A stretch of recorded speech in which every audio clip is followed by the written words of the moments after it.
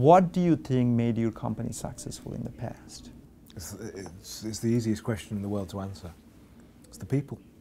And a multi-leveled people. If I look at the business in the UK, which was originally called InterQuad, became QA when we bought the QA business. We had an executive management group, 5 people. We were totally in sync with each other. We didn't necessarily agree with each other all the time, but we had a great leader in our chairman, Chris Martin, who was my great mentor, who I'd been working with since the early 90s. And we were completely aligned. We had honesty, we had openness, we had trust. We could talk about anything.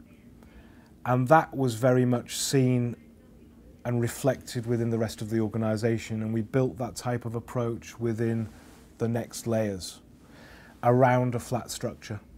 We were in a position to be able to bring people into the organization, and because of that platform and foundation that we'd created, we could be visionary, we could be influential, we could get them to buy into it. One of the things that I used to talk about a lot was, particularly in the early days, but it was kind of part of that milestone. I like giving people, images that they can see in their minds and they can relate to.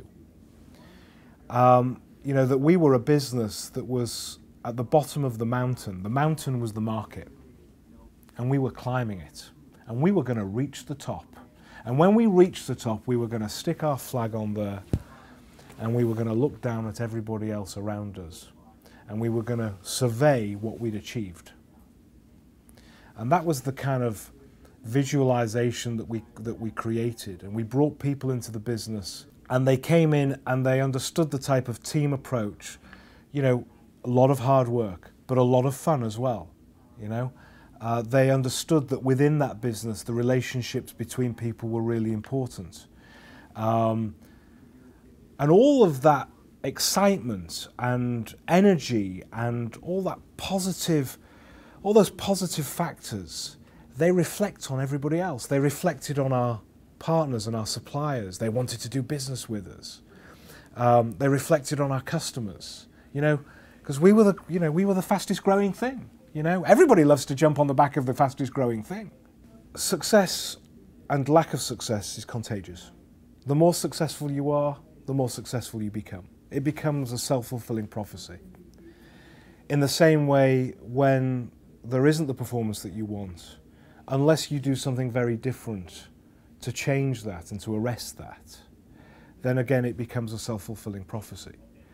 What we'd done was that we'd created within the core of the business this great environment and this great energy for being successful. And we had these very specific milestones that had been laid out, which we continued to achieve. And that became contagious. And so what happens is, within the organization, the spirit and the culture and the environment of positivity and of achievement, that's in the majority. And it becomes very difficult for people that are in the minority, the naysayers, oh, I don't think it's going to work, or, oh, it's raining today, and all that kind of stuff. They get drowned out. And in actual fact, what happens is they join the bandwagon. They become the right people because there is no alternative. The alternative is to exit.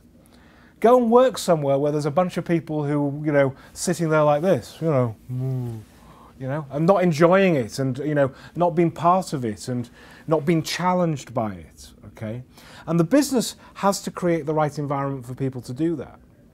That right environment, in many instances, and certainly within a sales organisation in particular, is giving people the ability to do the job that you want them to do. Yeah, the business may have issues and challenges along the way, in terms of we don't have enough of that product to send out to meet customer demand, or we wish that cash flow was better, or we wish we were collecting cash faster, or whatever, etc.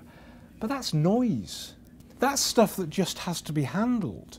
Keep that away from the business, because the salesman that you're relying on to go out there with this positive energy and with this mission to influence a buyer, to bring him on board this great, you know, wagon train that you've got rolling through the countryside of growth and development and quality and high values and so on and so forth. He doesn't want to hear about all the other stuff. He doesn't want to hear that the CFO's tearing his hair out because he wishes his number of debtor days were, you know, 20% better. It's not important.